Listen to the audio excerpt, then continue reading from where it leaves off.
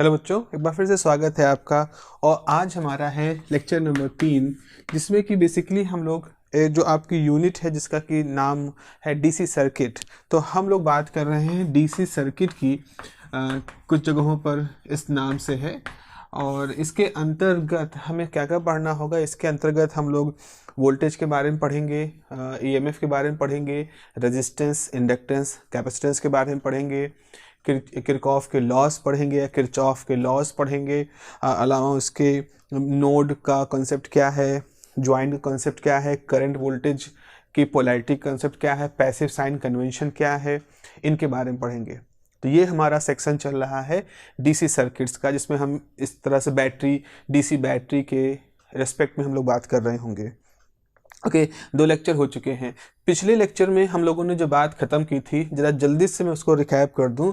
उसमें यह था कि शुरू में जब करंट के फ्लो के बारे में बात हो रही थी, तो एक फ्लूइड थ्योरी उस समय एग्जिस्ट करती थी। ये आज से 100 पौने 200 साल पुरानी बात है। तो उस समय फ्लूइड थ्योरी एग्जिस्ट कर रही थी और लोगों का ये कहना था कि जो इलेक्ट्रिकल प्रॉपर्टीज़ होती हैं, इनकी जिम्मेदारी किसी फ्लूइड के ऊपर है, किसी फ्लूइड का फ्लो होता है। और उस समय उनके पास इसको बताने के कुछ पहले से मॉडल थे, फ्लूइड मैकेनिक्स के मॉडल थे। तो वो उसी को ही इस पे इम्प्लीमेंट करके सोच रहे थे कि ऐसा ही फ्लूइड जैसा ही कुछ व्यवहार चार्ज के साथ या करंट के साथ भी होता होगा। समय के साथ साथ धीरे धीरे इलेक्ट्रॉन कॉन्सेप्ट आया। Electron as a individual particle, discrete particle के रूप में खोज हुई, क्वांटम मैकेनिक्स डेवलप होनी शुरू हुई। तो हमारी जो विचारधारा थी, जो विचार था चार्जों के प्रति, वो बदल गया। और फिर उस बदले हुए विचार में, उस मॉडिफाइड आइडिया से हमने ये देखा कि इलेक्ट्रॉन होते हैं वास्तव में जिनका फ्लो होता है रास्ते से, और जिसकी वजह से करंट का फ्लो मानते हैं। तो किरचॉफ ने क्या किया था, वोल्टा के जो अजम्पशन था करंट के फ्लो का, उसको फॉलो करते हुए और इलेक्ट्रॉन के बिहेवियर को भी फॉलो करते हुए उन्होंने बताया कि इलेक्ट्रॉन जिस दिशा में चलते हैं, हमें करंट उसके उल्टी दिशा में माननी चाहिए। अगर ऐसा हम कर लेते हैं तो हम अपने मौजूद लिटरेचर के अंदर बहुत ज़्यादा बदलाव किए बिना हम अपनी मैथमेटिक्स को डेवलप कर सकते हैं। तो सारी कवायद क्यों चल रही थी? ये सारी कवायद चल रही थी एक मैथमेटिकल मॉडल को डेवलप करने के लिए। यही आपका मेन पर्पज़ है। देखो, ऐसा होता है कि हम फिजिक्स में क्या करते हैं या हम जनरली साइंस में क्या करते हैं, हम किसी घटना को सीधे तौर पर डिफाइन नहीं करते। हम उस घटना के लिए एक मॉडल बनाते हैं, एक ऐसा मॉडल बनाते हैं जिसमें वो घटना और उस घटना के अलावा और भी संभावनाएं घटनी हो सकती, जो घटनाएं हो सकती थी, उनको हम उसके थ्रू एक्सप्लेन करते हैं। That is a general model. तो अगर हमने देखा कि हाइड्रोजन को जलाया गया और उससे स्पेक्ट्रम निकला और उस स्पेक्ट्रम में कुछ लाइनें दिखाई पड़ी, तो हमने क्या किया, एक एटम के लिए, एक सिंपलेस्ट एटम के लिए हमने एक मॉडल डेवलप किया, इसको बोहर मॉडल कहते हैं। और फिर देखा गया कि उसकी प्रॉपर्टी की स्टडी की गई, तो उस प्रॉपर्टी से, उसकी मैथमेटिकल प्रॉपर्टी से हमने स्पेक्ट्रम बनाया। अब हमने अपने मॉडल से जो स्पेक्ट्रम बनाया और जो एक्चुअल में हमें हाइड्रोजन के एटम से जो स्पेक्ट्रम मिल रहा था, दोनों में समानता दिखी। इसका मतलब है हमारा जो मॉडल है वो हाइड्रोजन को एक्सप्लेन कर रहा है। लेकिन क्या इस मॉडल में और भी कुछ देखा जा सकता है? और भी लोगों ने देखा और फिर उसको जाकर एक्सपेरिमेंट किया तो कंफर्म होता हुआ पाया। तो हमने ये नहीं कहा कि हाइड्रोजन सही से काम कर रहा है, हमने कहा हमारा मॉडल सही से काम कर रहा है।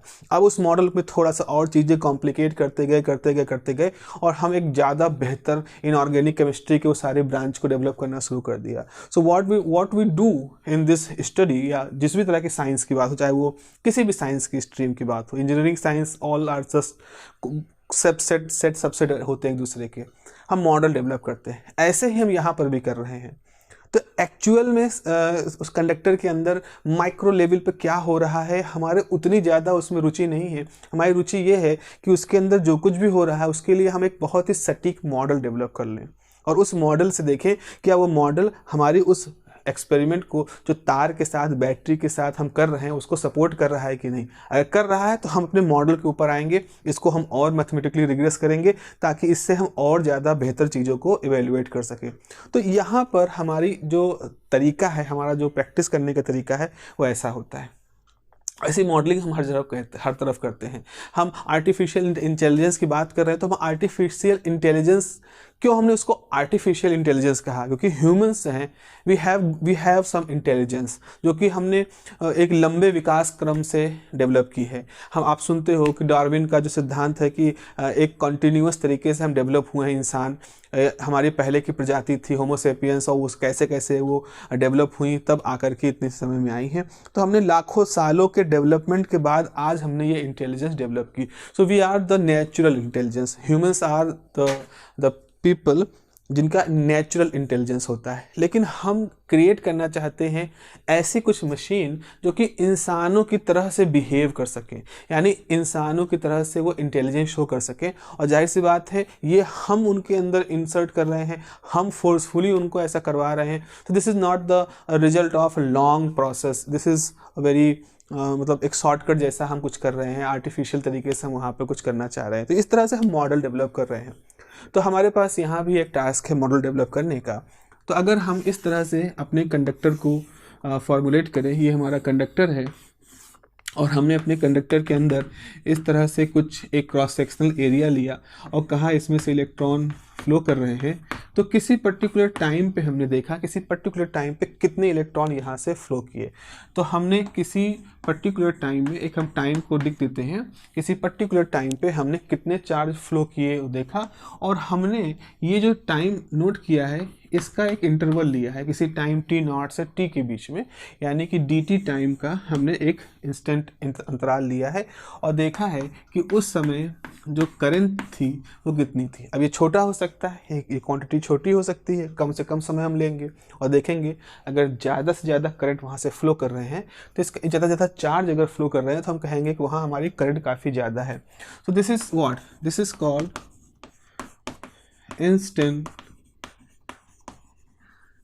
इसको कहते हैं instantaneous current. And this dq is the amount of charge that flows through this cross sectional area at that particular instant।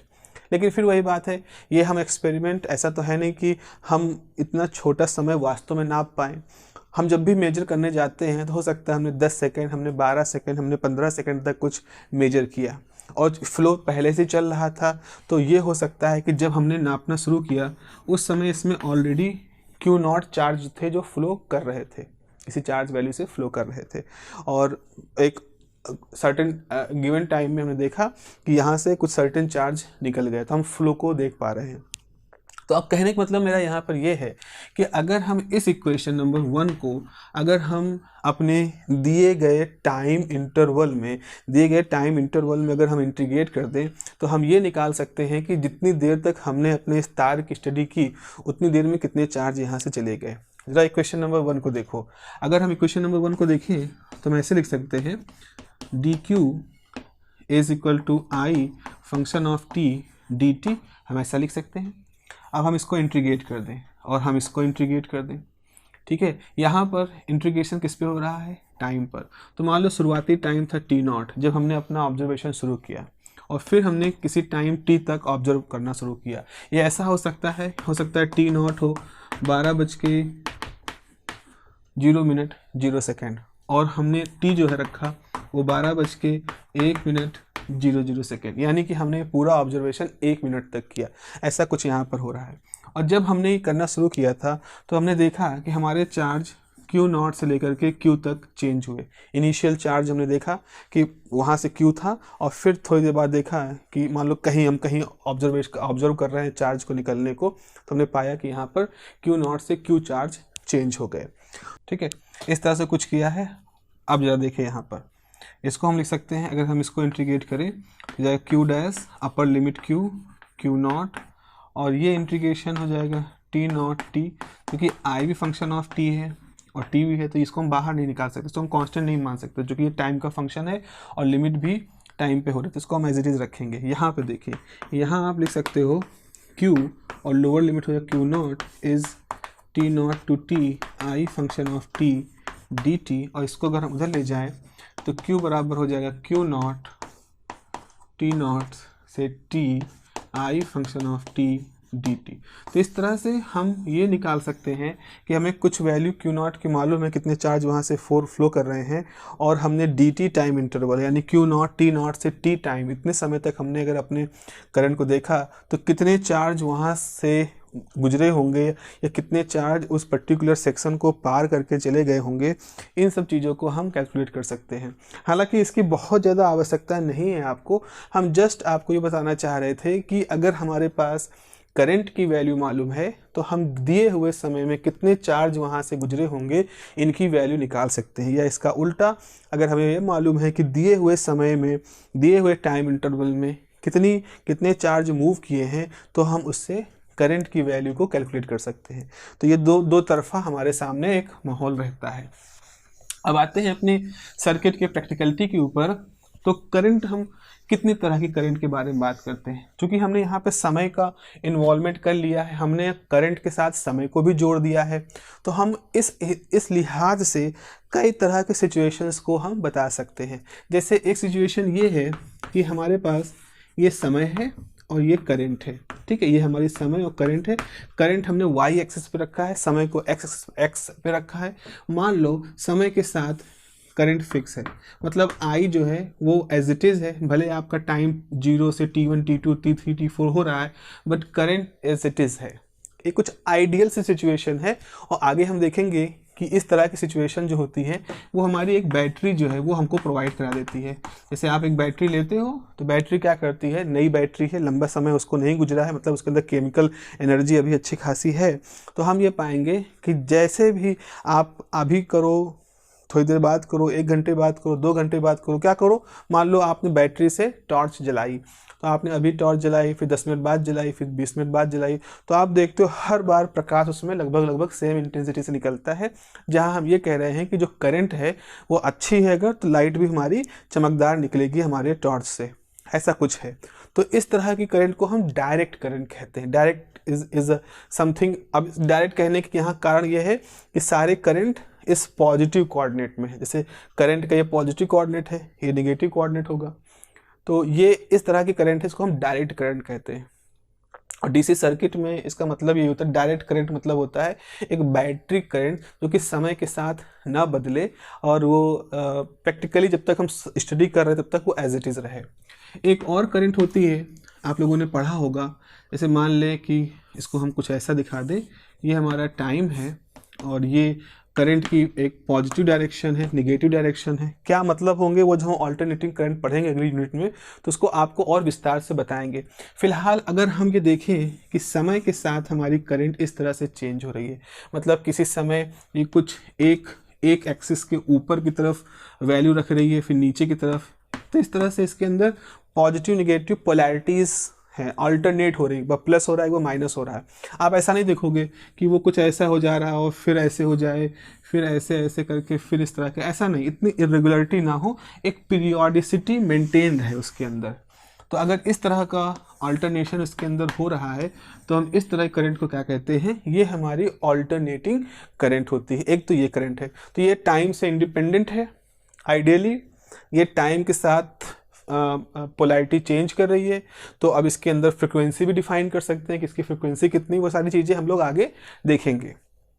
एक और करंट होती है, एक और तरह की, जैसे ये टाइम है हमारे पास और ये हमारे करंट की वैल्यू है, जैसे कोई वैल्यू थी आई, लेकिन वो क्या होती है, समय के साथ साथ करंट डिके करती है। This is the decreasing current, ये आपकी एक्सपोनेंशियली डिकेइंग करंट कहते हैं। इस तरह की करंट आपने कहाँ पे देखी है, जैसे आप अगर 12th में आपको याद हो, आपने LR सर्किट पढ़ा होगा, एक ऐसा सर्किट जिसमें कि एक कॉइल है और एक रजिस्टर लगा हुआ है।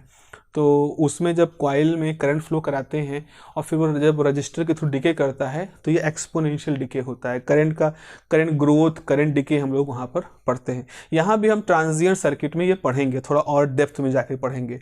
तो ये भी एक तरह करंट होती है, एक ऐसी करंट की सिचुएशन है जो कि जिसमें कि समय के साथ वो ना कांस्टेंट है, ना वो तेज़ी से अपनी पोलैरिटी चेंज कर रही है, बल्कि उसका मैग्नीट्यूड जो है, जो ये अगर ये लंबाई उसकी मैग्नीट्यूड है तो वो तेज़ी से क्या मतलब एक्सपोनेंशियल तरीके से डिके कर रही है। एक और सिचुएशन हमारे सामने आती है एक और सिचुएशन हमारे सामने आती है कुछ इस तरह से, जो इसका थोड़ा सा वेरिएशन, आप देखो ये इसका एक वेरिएशन दिख रहा है, कोई चीज़ समय के साथ कांस्टेंट होना और कोई चीज़ समय के साथ डिके करना। यहाँ पर क्या है, यहाँ पर आप देखो कि ये करंट टाइम के साथ लगभग अपना एम्पलीट्यूड मेंटेन किए हुए है। मतलब जब ये अपनी पोलैरिटी को चेंज करती है करंट, तो जो हाइट पॉजिटिव पोलैरिटी में है वही हाइट नेगेटिव पोलैरिटी में है, इसको एम्पलीट्यूड कहते हैं, सेम है। लेकिन तब क्या होगा अगर हमारी करंट कुछ ऐसे हो, मतलब वो इस तरह से, जस्ट लाइक दिस। अब देखो इसका जो एम्पलीट्यूड है वो इस तरह से डिके कर रहा है, अगर हम यहाँ देखें इस तरह से, तो ये जो डिके करने का व्यवहार है वो कुछ ऐसा है, और करंट के अंदर पोलैरिटी चेंज करने का व्यवहार ऐसा है। तो ये वाली जो करंट है, ऐसा लग रहा है इन दोनों का हाइब्रिड है। देख रहे हो ना, जैसे ये करंट टाइम के साथ डिके करता है, तो हमें लग रहा है करंट का जो मैक्सिमम एम्पलीट्यूड है वो हर बार पहले से छोटा हो जा रहा है। जैसे पिछला एम्पलीट्यूड इतना था, अब इतना हो गया, इसके बाद वाला इससे भी छोटा हो गया, इसके बाद वाला इससे भी छोटा हो गया। तो this is kind of amplitude का एक्सपोनेंशियल डिके है। तो इस तरह के करंट को हम कहते हैं डैम्प्ड करंट होती है। इस तरह की करंट हम सिचुएशन देखते हैं इलेक्ट्रॉनिक सर्किट में, जब हम ऑसिलेटर्स वगैरह को पढ़ रहे होते हैं। तो ये कुछ सिचुएशंस हैं, और इस तरह की सिचुएशंस हम लोग पढ़ेंगे अपने इस कोर्स के अंदर। अलग अलग सिचुएशंस ऐसी आएंगी हमारे सामने, जहां हम कई बार लगभग इन सभी तरह के वेरिएशंस को देख पाएंगे। ठीक है, ये एक करंट के साथ जुड़ी हुई बात हो गई। चलिए अगला जो हिस्सा है हमारे पास वो ये है कि हम डायरेक्शन ऑफ करंट के बारे में क्या कह सकते हैं। हमें डायरेक्शन ऑफ करंट के बारे में कुछ बात करनी है। बच्चों ये एक मैंने कल भी आपसे बात की थी, और उस बातचीत में मैंने आपके साथ ये कहा था कि करंट का जो व्यवहार है, करंट के इलेक्ट्रिकल करंट का जो व्यवहार हमने समझा है इलेक्ट्रॉनिक मॉडल को समझने के बाद, तो आपने देखा है ये बहुत ही सिस्टमैटिक, मतलब एक बड़ा ही क्योटिक बिहेवियर होता है। इलेक्ट्रॉन है, मूव कर रहे हैं अंदर ही अंदर, वो रैंडम मोशन भी कर रहे हैं, लेकिन फिर भी एक वेलोसिटी से ड्रिफ्ट हो रहे हैं। और फिर किरचॉफ ने जो वोल्टा के कन्वेंशन को फॉलो करने के लिए उन्होंने एक नया साइन कन्वेंशन रूल प्रोड्यूस किया कि हमेशा हम करंट को प्लस टर्मिनल से माइनस टर्मिनल की तरफ फ्लो होता हुआ मानेंगे, क्योंकि इलेक्ट्रॉन हमेशा माइनस टर्मिनल से प्लस की तरफ जाते हैं। उसका कारण ये होता है क्योंकि माइनस टर्मिनल पे बहुत सारे इलेक्ट्रॉन इकट्ठा होते हैं, वहाँ पर इलेक्ट्रोस्टैटिक एनर्जी बहुत ज़्यादा होती है, तो वो एक ऐसा जगह होता है जहाँ एक्सेस में इलेक्ट्रॉन है, और जो पॉजिटिव जो दूसरा सिरा है बैटरी का, जहाँ पर डेफिशिएंसी ऑफ इलेक्ट्रॉन है, तो जो एक्सेस वाले इलेक्ट्रॉन है वो तार के थ्रू, मीडियम के थ्रू डेफिशिएंसी वाली जगह पे जाना चाहते हैं। अगर अधिकतर से वो जहाँ कमी है वहाँ जाना चाहते हैं, और उनके फ्लो के अपोजिट डायरेक्शन में करंट फ्लो करती है। तो बेसिक हमारा साइन यही है कि पहला तो हमारा रूल क्या है, current always flow suppose to, अब ये फ्लो मतलब याद रखो, current always flow, this is a convention, ये किरचॉफ का एक कन्वेंशन है। तो उनके कन्वेंशन के हिसाब से current always flow opposite to motion of negative charged particle यानी इलेक्ट्रॉन। और अच्छा उल्टा इसका, मान लो कोई पॉजिटिव चार्ज पार्टिकल मूव कर रहा है, तो फिर पॉजिटिव चार्ज पार्टिकल अगर मूव कर रहा है, चूंकि positive charge particle negatively charge particle का उल्टा होता है, तो अगर हम यहाँ कह रहे हैं कि इलेक्ट्रॉन यानी नेगेटिव चार्ज पार्टिकल के अपोजिट डायरेक्शन में करंट मानोगे, तो आप इसको ऐसे भी कह सकते हो, पॉजिटिव चार्ज पार्टिकल की डायरेक्शन में आप करंट को मानोगे। तो ये वैसा है, current always flow, current always current is suppose is a plural word, always flow opposite to the motion of negatively charged particle। Clear है यहाँ पर? तो इसका मतलब है अगर हमारे पास एक तार है, सपोज ये हमारा तार है, तो तार के अंदर हमने कहा 3 एम्पियर। अब देखो किसी तार में आप सिर्फ अगर 3 एम्पियर लिख दोगे, इसका कोई मतलब नहीं है, इसका कोई मतलब नहीं है। Without representing the direction of flow of current, the value of 3 ampere का कोई मतलब नहीं है। तो अगर आपने यहाँ 3 एम्पियर लिखा है तो आपको या तो एरो बनाना पड़ेगा ऐसे, या ज़्यादा बेहतर होगा हम इसी लाइन पे एक एरो बना दें कि 3 एम्पियर की करंट जो है I = 3 एम्पियर इस तरफ फ्लो कर रही है। तो जब भी आपको करंट बनाना है तो आप सिर्फ 3 एम्पियर या जो भी यूनिट है उसको नहीं यूज करो, सिर्फ और सिर्फ आपको एक डायरेक्शन यूज करनी है। तो इसको एक रूल की तरह से हमेशा याद रखो कि बिना तीर का निशान लगाए, बिना एरो का निशान लगाए करंट की कोई भी सिग्निफिकेंस नहीं, करंट का कोई मतलब नहीं सर्किट में आपके लिए। अब ये क्या दिखा रहा है, सिर्फ आपके पास तार है, ये एक सिरा है पता नहीं कहाँ से आया है, ये सिरा है पता नहीं कहाँ जाएगा, लेकिन आपको करंट दिख रही है। तो हमने क्या बताया था, करंट हमेशा पॉजिटिव, जो बैटरी का जो पॉजिटिव सिरा होता है, या कह लो एक पॉजिटिव रीजन जो होता है, या कह लो एक ऐसा रीजन जहाँ इलेक्ट्रॉनों की कमी है, हमेशा ऐसे पॉजिटिव रीजन से या जहाँ से इलेक्ट्रॉन कमी है वहाँ से एक ऐसे रीजन जिसको हम नेगेटिव रीजन कहेंगे, या जहाँ इलेक्ट्रॉन की एक्सेस है वहाँ फ्लो करती है। तो हमेशा याद रखो अगर ये वैल्यू प्लस है, अगर करंट की वैल्यू प्लस है तो इसका मतलब क्या हो जाएगा, इसका मतलब हो जाएगा कि ज़रूर से ज़रूर ये जो तार का ये सिरा होगा, जिस तरफ से करंट का पूंछ है, अगर ये करंट है तो ये करंट की पूंछ है। देखो ऐसे जैसे तीर होता है ना, तो तीर की ये पूंछ है, ये उसकी नोज है। तो पूंछ किधर से किधर होगी, हमेशा किसी पॉजिटिव हिस्से की तरफ होगी, और नोज हमेशा नेगेटिव हिस्से की तरफ होगी। तो अगर हम ये सब ना भी लिखें, अगर हम यहाँ पर ये प्लस माइनस ना दिखाएं, तो भी हम ये कहेंगे कि ये जो करंट की यात्रा है, जो भी आप ये करंट दिखा रहे हो, ये इस पॉजिटिव हिस्से से नेगेटिव हिस्से की तरफ जा रही है। अच्छा, अगर हम ऐसा दिखा दें तो मान लो ये आपका तार है, हमने एरो पलट दिया और -3A लिख दिया। तो दो सिचुएशन है, एक सिचुएशन ये है करंट इस तरफ दिखा रहे हो, +3A दिखा रहे हो। एक सिचुएशन ये है करंट आपने उल्टा कर दिया, लेकिन इस एम्पियर के साथ माइनस साइन लगा दिया। तो क्या ये दोनों सेम चीज़ें हैं?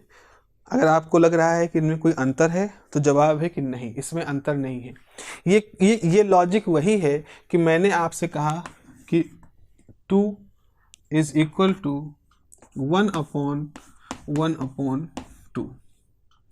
अब बताओ मैथमेटिकली क्या ये दोनों सेम है?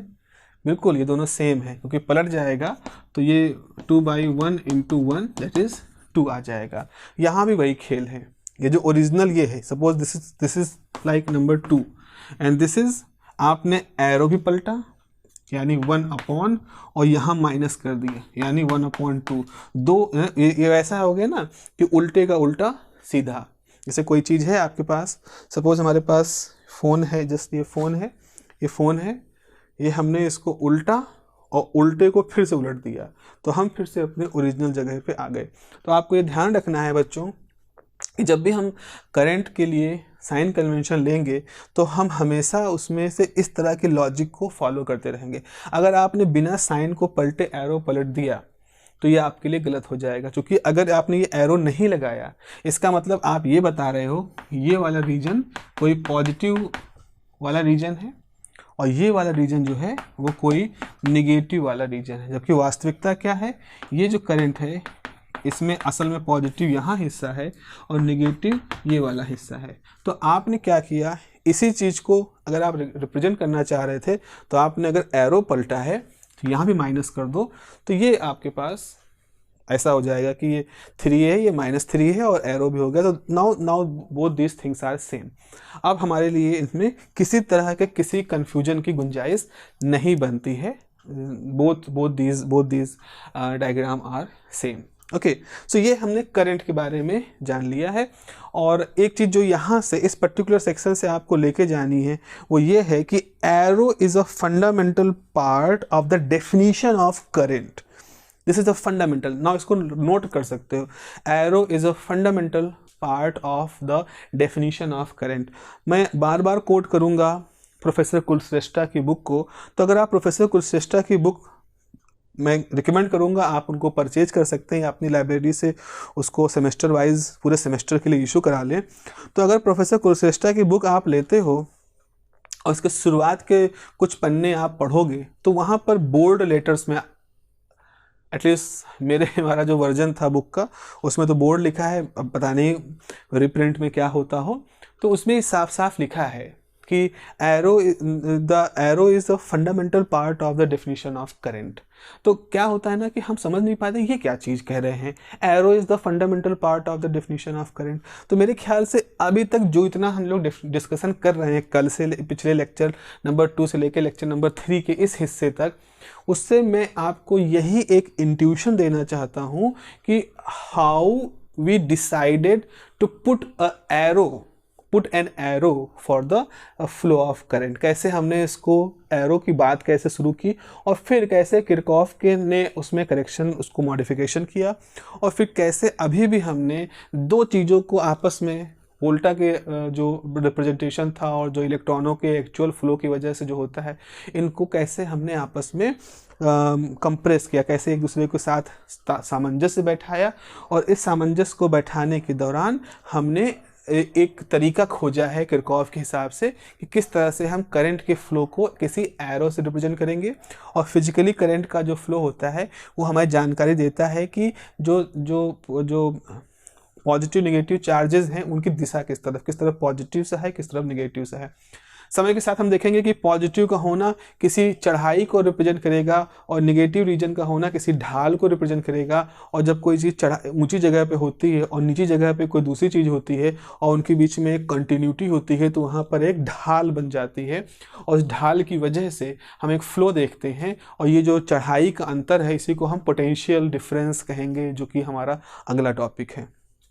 ठीक है, तो मेरे ख्याल से करंट के बारे में यहाँ से अब हम बात रोकते हैं और बात रोक करके अब हम आगे बढ़ते हैं अपने अगले हिस्से में, that is the potential difference, concept of electromotive force, concept of potential difference, potential energy, ये सारी चीज़ें हम लोग यहाँ पर करेंगे।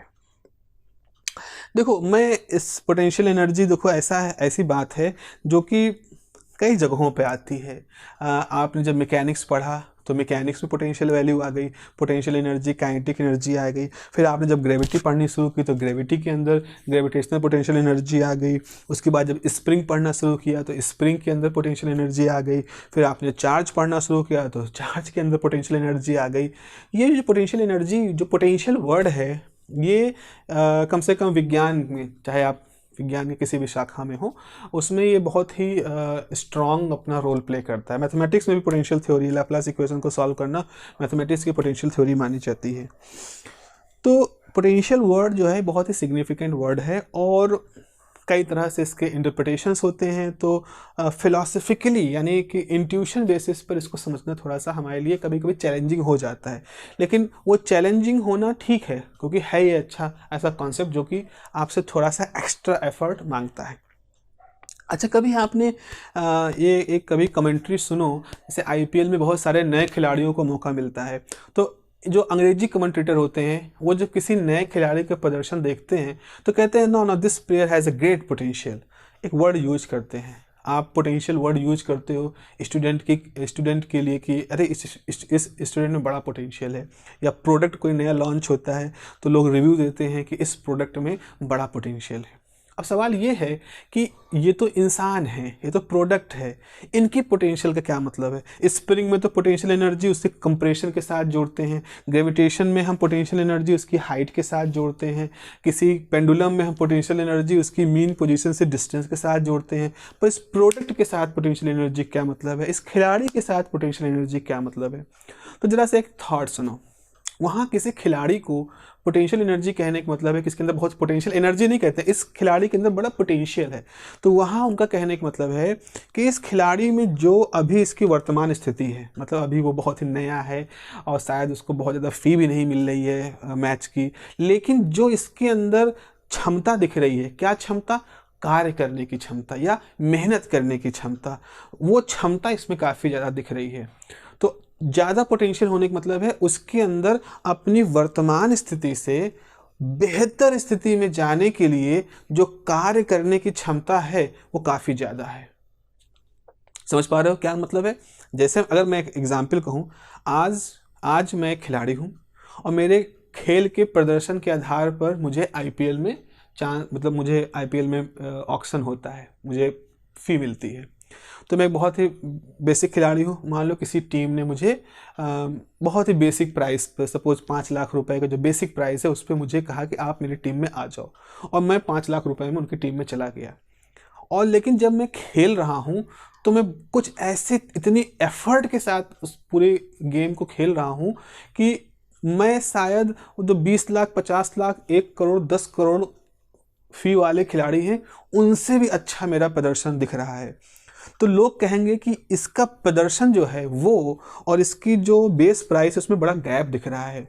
चलो कोई बात नहीं, आज तो ऐसा दिख रहा है, लेकिन अगर इसी तरह से मेहनत करता रहा तो हो सकता है अगले आने वाले मैच में इसको भी हम हाई प्राइस पर मैच फ़ी देता हुआ देखें। हो सकता है कि अगले मैच में ये 10 करोड़ रुपए पे इसकी फ़ी डिसाइड हो। तो उसने मेहनत की है ना। तो उस खिलाड़ी ने अपनी इस स्थिति में जहां वो 5 लाख रुपए की फ़ी पे था और 10 करोड़ की फ़ी तक जाने के लिए जितनी मेहनत करने की आवश्यकता होगी उतनी मेहनत करने की क्षमता इसके अंदर दिख रही है। इसीलिए आज हम कहेंगे now this player is showing great potential. या कोई स्टूडेंट है, हम कहेंगे बेटा तुम्हारे अंदर बहुत पोटेंशियल है। तो जब हम उसको कहते हैं बेटा तुम्हारे अंदर बहुत पोटेंशियल है, इसका मतलब है कि तुम जिस स्थिति में आज हो इससे बेहतर स्थिति में जाने के लिए जितनी मेहनत करनी चाहिए उतनी करने की क्षमता है तुम्हारे अंदर। ये मतलब होता है पोटेंशियल का। तो पोटेंशियल वर्ड जो होता है, जब हम सामान्य जीवन में किसी के साथ कह रहे हैं तो कहीं ना कहीं हम फिजिक्स का एसेंस उसके साथ जोड़े हुए हैं। हम ये जोड़े हुए हैं कि अगर मैंने किसी से कहा कि बच्चा तुम्हारे अंदर बहुत पोटेंशियल है, इसका मतलब मैं ये कह रहा हूं कि तुम्हारे अंदर आज की हालात से बेहतर हालात में जाने के लिए जितनी मेहनत करनी चाहिए कोई भी कर सके तो वो पहुंच जाएगा, तुम उतना कर सकते हो। इसका मतलब है कि नाउ तुम्हारे अंदर बहुत पोटेंशियल है। ये कहने का मतलब ये होता है। तो यहाँ पर हम क्या क्या सोच रहे हैं जब हम पोटेंशियल डिफाइन कर रहे हैं? तो पोटेंशियल डिफाइन कर रहे हैं तो पहली तो बात हम क्या कह रहे हैं, किसी वस्तु की वर्तमान अवस्था, तो हम उसकी प्रेजेंट स्टेट का एक रेफरेंस ले रहे हैं कि आज तुम जिस हालात में हो उस हालात से किसी बेटर हालात में जा सकते हो, चले जाओगे अगर तुम इनफ वर्क परफॉर्म करो, और इतना कर सकते हो ये मुझे दिख रहा है, इसीलिए मैं कह रहा हूं तुम्हारे अंदर बहुत पोटेंशियल है। तो जब भी हम पोटेंशियल वर्ड यूज करते हैं तो हम दो तरह की चीज़ें की बात करते हैं, प्रेजेंट स्टेट, किसी बेटर स्टेट, या फिजिक्स के लिहाज से कहो हम किसकी बात कर रहे हैं, पोजीशन की। ठीक है, और फिर कार्य करने की क्षमता है ये, तो हम किसकी बात कर रहे हैं, वर्क डन की। तो जब भी हम पोटेंशियल डिफाइन करेंगे किसी भी चार्ज के लिए, किसी बॉडी के लिए, फ्लूइड केस में, स्प्रिंग केस में, तो हम ये देखेंगे कि कोई वस्तु किस स्थिति में है और जिस स्थिति में है उस स्थिति में उसके ऊपर कितना एनर्जी उसके पास स्टोर्ड है, उसके अंदर कितनी एनर्जी स्टोर्ड है। फॉर एग्जाम्पल अगर मैं कहूँ ये एक स्प्रिंग है, ये इसकी सामान्य अवस्था है। ठीक है, अब हमने क्या किया, इसको पकड़ करके ऐसे कंप्रेस किया, अब कंप्रेस कर दिया तो ये स्प्रिंग ऐसे हो गई। तो इस स्थिति से जब इसको कंप्रेस किया तो यहाँ है, अब वो इस स्थिति में कंप्रेस्ड है लेकिन हमने पूरी तरह से ताकत लगाए हैं यहाँ पर।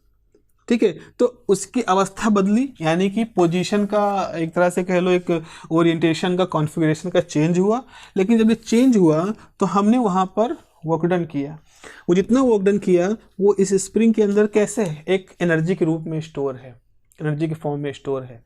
और उस जैसे हम छोड़ेंगे इमीडिएटली ये स्प्रिंग इलास्टिक बिहेवियर की वजह से जितना इसने अपने अंदर एनर्जी स्टोर किया था वो तुरंत ही ये रिलीज करेगा, बाहर फेंकेगा। अब हम चाहें तो उसकी सहायता से एक जंपिंग काउच बना सकते हैं, ऐसे ट्रैम्पोलिन होता है जिस पे बच्चे कूदते हैं, लोग कूदते हैं सर्कस वगैरह में, उसके अंदर भी इलास्टिक बैंड होते हैं, या गुलेल है या तीर कमान है। ये सब चीज़ें इन्हीं सारी स्थितियों का एक प्रैक्टिकल एप्लीकेशन सा होता है जो हम लोग सामान्य जीवन में देखते हैं। ये तो हमारी बात हो गई पोटेंशियल इन जनरल सेंस, कि पोटेंशियल सामान्य रूप से जो अभी तक जो जो फिजिक्स के जिन जिन दयारों से हम गुजरे हैं वहाँ पे जो हमने देखा है ये वहाँ तक की बात है। But here in this present case हमारे पास बैटरी है, मुख्य रूप से हमारी बैटरी है, और हम बैटरी के साथ पोटेंशियल को डिफाइन करना चाहते हैं। कैसे डिफाइन करेंगे? तो मैं आपके साथ से पहले पोटेंशियल और ये वर्ड बोलने से पहले मैं आपके सामने एक बहुत ही हार्डकोर जो बैटरी की दुनिया का वर्ड है वो मैं जो बोलता हूँ, that is the electromotive force. Electromotive force. अच्छा, इससे पुराना एक वर्ड है लोकोमोशन।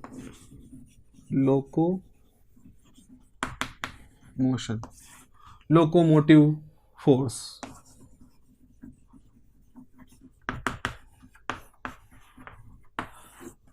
क्या आपको मालूम है कि जो लोकोमोटिव वर्ड है ये किसके लिए यूज होता है?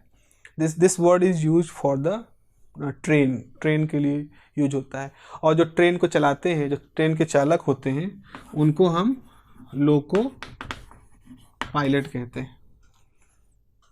लोको पायलट कहा जाता है word. Loco is word for the train. तो देखो, इलेक्ट्रोमोटिव फोर्स किसके लिए यूज होता है? बैटरी के लिए। लोकोमोटिव फोर्स किसके लिए यूज होता है? ट्रेन के लिए।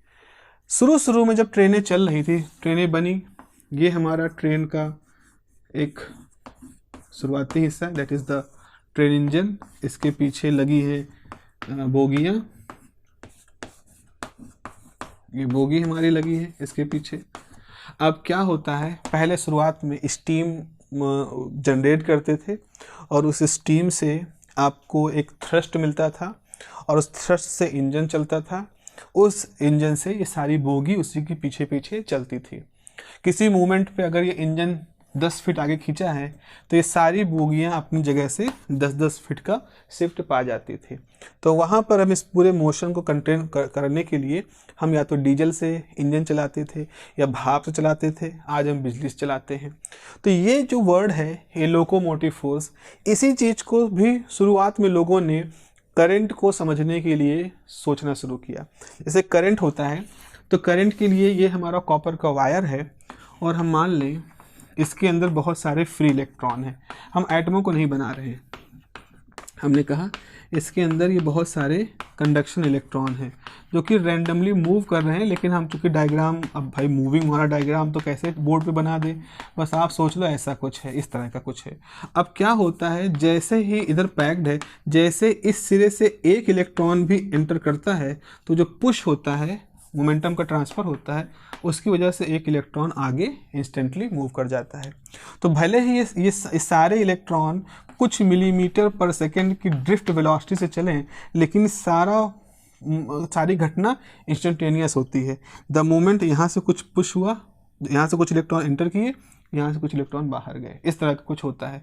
और ये घटना वैसे जैसे ट्रेन थोड़ी सी आगे बढ़ी तो बोगियाँ भी उसी हिसाब से आगे मूव करती हैं।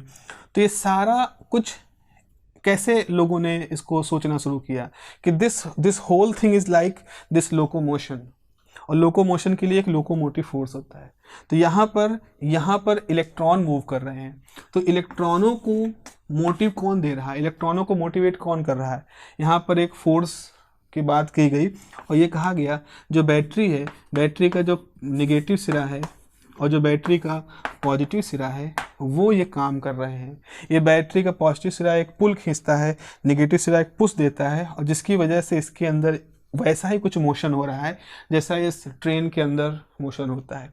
तो जो हमारे पास उस समय की जिस समय सब डेवलप हो रहा था, जेम्स वॉट और ये सब इंजन, तो लोग जो वैज्ञानिक थे वो जो अपने आम जीवन में देखते थे, जो अगल बगल देखते थे, टेक्नोलॉजिकल एडवांसमेंट में देखते थे या कहीं भी देखते थे, उन्हीं चीज़ों से वो अपने मॉडल को भी मैच कराते थे। तो हम सामान्य जीवन से ही सीखते हैं, चाहे हम एक कहानीकार हों, चाहे हम एक उपन्यासकार हों, चाहे हम एक कविता गीतकार हों, चाहे हम एक वैज्ञानिक हों, चाहे हम एक गणितज्ञ हों, हमें जो आइडिया होते हैं वो हमें अपने अगल बगल से ही मिलते हैं और हम उन्हीं आइडिया को रिफ़ाइन करके डिफरेंट टाइप के प्रिंसिपल्स या डिफरेंट टाइप के कहानियों के रूप में अपने सामने, दुनिया के सामने लेके आते हैं। तो लोकोमोटिव फोर्स के से तुलना करते हुए शुरुआत में इलेक्ट्रोमोटिव फोर्स की डेफिनेशन दी गई और ये कहा गया कि इलेक्ट्रोमोटिव फोर्स वो फोर्स होता है जो कि करंट को फ्लो कराता है, करंट के बहाव के लिए, करंट को सर्किट के अंदर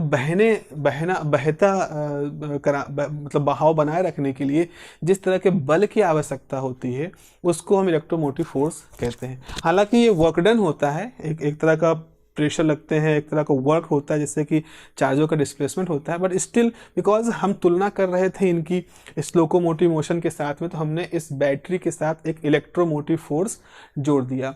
इलेक्ट्रोमोटिव फोर्स क्या होता है? इलेक्ट्रोमोटिव फोर्स किसी बैटरी के साथ जुड़ा हुआ वो इफेक्ट होता है जो कि सर्किट के अंदर करंट को मेंटेन रखता है, करंट को बनाए रखता है। जरा एक सिचुएशन को सोचो। Let me show the capacity of my recording, क्योंकि थोड़ा सा रिकॉर्डिंग के साथ मेरे साथ चैलेंज है। बहुत ज़्यादा अगर हम देर रिकॉर्डिंग कर लेते हैं तो वो हीटअप हो जाता है और फिर ऑल ऑफ सडन सारी रिकॉर्डिंग अगर प्रॉपर तरीके से क्लोज नहीं की जाती है तो वो फिर गायब हो जाती है। और ये पिछले कुछ दिनों से हुआ भी है कि रिकॉर्ड किया और चूँकि गर्मी है यहाँ पर तो शायद उस गर्मी की वजह से भी ये हीटअप हो जाता है फ़ोन, और चूँकि रिकॉर्डिंग कर रहे हैं तो भी ये फ़ोन हीटअप हो जाता है, because phone is not made for such long recording 30-40 minute with HD quality 1080p पर। तो वो मुझे थोड़ा सा शायद इसको रोकना पड़े अभी जल्दी से। तो लोकोमोशन के साथ हमने किस चीज़ को जोड़ा? हमने लोकोमोशन के साथ जोड़ा है अपने इलेक्ट्रोमोटिव फोर्स को। और इलेक्ट्रोमोटिव फोर्स में एक तरह से हम ये कह रहे हैं कि थोड़ी देर के लिए सोचो ये हमारा एक तार है। सपोज ये हमारा तार है। अब कैसे बनाएं इसको? ये तार है, तार का इंटरनल स्ट्रक्चर है इस तरह का, ये तार है और तार के अंदर बहुत सारे एटम हैं। यहाँ तार के पास बहुत सारे एटम हैं, इस तरह के एटम हैं। और कुछ, अब सोचो यहाँ पर कुछ छोटे छोटे सोल्जर्स हैं, छोटे सोल्जर्स हैं यहाँ पर। अब ये सोल्जर्स क्या कर रहे हैं? ये सोल्जर्स हैं, ये क्या कर रहे हैं? छोटी इनके पास इलेक्ट्रॉन एज अ बॉल है। तो ये जो सोल्जर्स हैं ये तेज़ी से इलेक्ट्रॉन इसके अंदर फेंक रहे हैं और वहीं इस सिरे पर भी कुछ सोल्जर्स लगे हैं जो कि तेज़ी से इलेक्ट्रॉन कैच कर रहे हैं। फिर वो सोल्जर वो इलेक्ट्रॉन आगे ट्रांसफ़र करते हैं, ये इससे कैच करता है, फिर ये इसको देता है, इधर भेजता है, फिर इधर भेजता है और फिर ये इलेक्ट्रॉन भेजता है। तो यहाँ पर क्या हो रहा है? आप सोचें, कंडक्टर है, कंडक्टर के अंदर कुछ सोल्जर्स हैं जो कि बहुत तेज़ी से इलेक्ट्रॉन फेंक रहे हैं और दूसरी तरफ से इलेक्ट्रॉन कुछ सोल्जर्स कलेक्ट कर रहे हैं, फिर वो ट्रांसफ़र कर रहे हैं, फिर फेंक रहे हैं, फिर ट्रांसफ़र कर रहे हैं और ये घटना बहुत तेज़ी से चल रही है। तो इस पूरे प्रोसेस दौरान हम क्या देखते हैं? ये छोटी छोटी बॉलें हैं, इन बॉलों का हम एक कंटिन्यूस सर्कुलेशन देखते हैं। अब इस कार्टून को बनाने का जो कोशिश की गई, इसका मतलब क्या है? इसका मतलब ये है कि जो आप पहला देख रहे हो खोखला गोला, ये जो खोखला सिलेंडर है ये हमारा कंडक्टर है, ये जो बॉलें हैं ये आपके इलेक्ट्रॉन हैं और ये जो छोटे छोटे सोल्जर्स हैं ये कहाँ से हैं? ये इलेक्ट्रोमोटिव फोर्स है बैटरी का। तो आप जैसे देख रहे हो कि ये लगातार, कुछ इमेजिन करो कि कुछ छोटे छोटे सैनिक हैं, सोल्जर्स हैं जो बहुत तेज़ी से काम कर रहे हैं, इलेक्ट्रॉनों को फेंकते हैं, इसके अंदर से जाते हैं इलेक्ट्रॉन, लड़ते भिड़ते और फिर यहाँ से आते हैं, फिर आते हैं। तो ये वाला सारा काम कहाँ चल रहा है? बैटरी के अंदर। ये बार बार भाग रहे हैं, सैनिक भाग रहे हैं, दौड़ रहे हैं, फिर इलेक्ट्रॉन दे रहे हैं, यहाँ कंडक्टर्स के थ्रू फिर इलेक्ट्रॉन जाता है, फिर इलेक्ट्रॉन निकलता है। ये सारा काम हो रहा है, इलेक्ट्रॉनों का सर्कुलेशन हो रहा है बैटरी। तो बैटरी के अंदर जो हम कह रहे हैं केमिकल रिएक्शन चल रही है। मान लो इस सैनिकों की भाग दौड़ है। अब आप खुद ही सोचो, क्या ये सैनिक थकेंगे? नहीं, बिल्कुल थक जाएंगे। एक समय ऐसा आएगा कि धीरे धीरे थकना शुरू हो जाएंगे। जब थकना शुरू हो जाएंगे तो जितनी तेज़ी से इलेक्ट्रॉन को इसके अंदर डाल रहे थे और जितनी तेज़ी से इलेक्ट्रॉनों को यहाँ से निकाल रहे थे वो धीमी हो जाएगी। एक तरह से उसकी जो तीव्रता है वो कम हो जाएगी। तो हम कहेंगे कि हमारी बैटरी जो है वो डाउन हो रही है। और इसको हम मैथमेटिकली कैसे रिप्रेजेंट करेंगे कि बैटरी का जो इलेक्ट्रोमोटिव फोर्स है, वो फोर्स जो मोटिवेट कर रहा था, ये जो बहादुर छोटे सैनिक जो ये सारा काम कर रहे थे, नाउ अब वो शिथिल पड़ रहे हैं, वो ढीले पड़ रहे हैं, वो कमज़ोर पड़ रहे हैं, वो थक गए हैं, एक तरह से हम कह सकते हैं। तो ऐसी स्थिति में क्या होगा कि इलेक्ट्रोमोटिव फोर्स सेल का कम होना शुरू हो जाएगा और फिर अगर वो ड्राई सेल है, नॉर्मल सेल है, तो आपको रिप्लेस करना पड़ेगा। लेकिन अगर ये बैटरी रिचार्ज होने वाली है तो क्या होगा, हम इस बैटरी को निकालेंगे, इसको हम एक सर्किट में लगा देंगे, तो सर्किट के अंदर जो करंट है वो क्या करेगी, इसके अंदर केमिकल रिएक्शन को इन्वर्ट कर देगी। इसे केमिकल रिएक्शन को इन्वर्ट करेगी तो ये कुछ ऐसा हो गया कि हमने इन सारे जो सैनिक हैं इनको हमने खूब बहुत सारा एनर्जेटिक ड्रिंक पिला दिया है। Now they are again energetic हो गए हैं और फिर जैसे बैटरी लगाई फिर से वही काम करना शुरू किया। तो रिचार्जेबल बैटरीज जो होती हैं उनमें क्या होता है, एक केमिकल रिएक्शन होता है। उसके जब चार्ज नहीं हो रही होती हैं तो उनके अंदर एक केमिकल रिएक्शन हम सोच सकते हैं मोटे तौर पर फर्स्ट प्रिंसिपल से, एक केमिकल रिएक्शन है जो कि इलेक्ट्रिकल एनर्जी को दो प्लेटों पर रख करके क्रिएट कर रहा है। लेकिन जब धीरे धीरे जब वो उनका ईएमएफ कम हो जाता है और हम उनको जब फिर से रिचार्ज करते हैं, उनको सर्किट से निकाल करके उनको हम चार्जिंग लगाते हैं, तो उल्टा काम होता है। इस बार क्या पहले क्या था, electrical energy chemical energy electrical energy में कन्वर्ट हो रही थी जब वो सर्किट में थे, और जब चार्ज हो रहे हैं तो इलेक्ट्रिकल एनर्जी केमिकल एनर्जी में कन्वर्ट हो रही है। तो पहले केस में केमिकल से इलेक्ट्रिकल, चार्जिंग दौरान इलेक्ट्रिकल से केमिकल, इस तरह का कुछ वहाँ पर हो रहा होता है। तो ये तो एक बेसिकली आइडिया था हमारे पास इलेक्ट्रोमोटिव फोर्स का। हालांकि इलेक्ट्रोमोटिव फोर्स हम थोड़ा बाद में डिफाइन करेंगे, जब हम आइडियल वोल्टेज रेजिस्टेंस और करंट रेजिस्टेंस और इंटरनल रेजिस्टेंस की बात करेंगे तब हम डिफाइन करेंगे। तो अगला जो टॉपिक हमें करना है उसमें हम लोग बात करेंगे पोटेंशियल की, कि how to define the potential, why the potential is relative term, why the potential difference is important, and कैसे हमें एक प्रॉपर पोटेंशियल की वैल्यू चूज करनी चाहिए अपने सर्किट में अगर हम एक प्रॉपर करंट को फ्लो कराना चाहते हैं। बहुत ज़्यादा पोटेंशियल चूज करना भी हमारे लिए फ़ायदेमंद नहीं होता, बहुत कम पोटेंशियल चूज करना भी हमारे लिए फ़ायदेमंद नहीं होता है। तो हमें एक सिचुएशन देखनी पड़ती है और ये भी बताएंगे कि असल में करंट के लिए सबसे अच्छी तरह से अगर दिशा आपको डिफाइन करनी है तो आप तब डिफाइन करोगे जब आप पोटेंशियल के लिए एक साइन बनाओगे। आप पोटेंशियल डिफरेंस के लिए एक प्लस साइन माइनस साइन वाला एक सिंबल बनाओगे, उस प्लस माइनस साइन के साथ फिर हम करंट का प्लस माइनस साइन जोड़ करके एक कंप्लीट पिक्चर बना पाएंगे। चलिए फिर अगली क्लास में लोग मिलते हैं जहां हम पोटेंशियल के साथ जुड़ी हुई, वोल्टेज के साथ जुड़ी हुई जो कि एक रिलेटिव टर्म होता है, उनके बारे में काफ़ी कुछ आपके साथ डिस्कस करेंगे। सो होप दिस डिस्कशन आपके लिए कुछ सब मदद कर रहे होंगे। तो आप जो अपने कमेंट ज़रूर करा करिए, बिकॉज जैसे आप सोचते हो कि जब मैं कुछ काम करूं और तो सर मुझे अप्रिशिएट करें और उसको ताकि और मुझे उत्साह मिले, तो ऐसा ही कुछ इधर भी है।